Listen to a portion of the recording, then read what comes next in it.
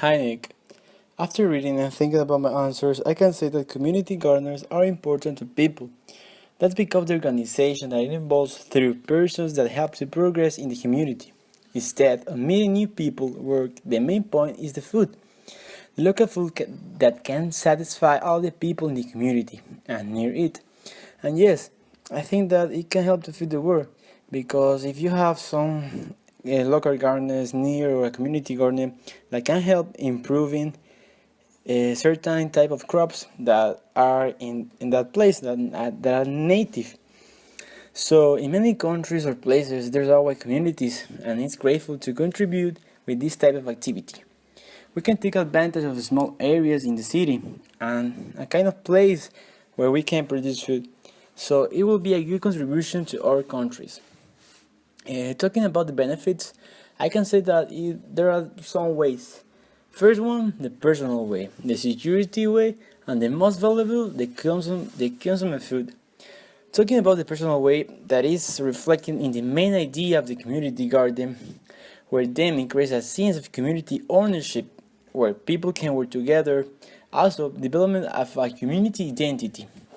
The security involves more eyes of the street, everybody knows each other, and there are groups that can control the bandits and be more safe themselves. People can manage crops according to the period of the year and share food to others. Okay, answer the other question about do your parents have a garden? I can say that in my house there is no garden because I think that the space is some trouble here in my city, and that's because my mother wants she has some plants but there's no garden. It's like a garden about being more ornamental, so there are no crops. I think that that's because they're waiting for me to improve that ideas in my house.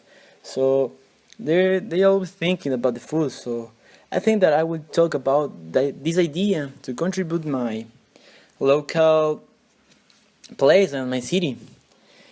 So the last question, would you have to your own vegetable garden?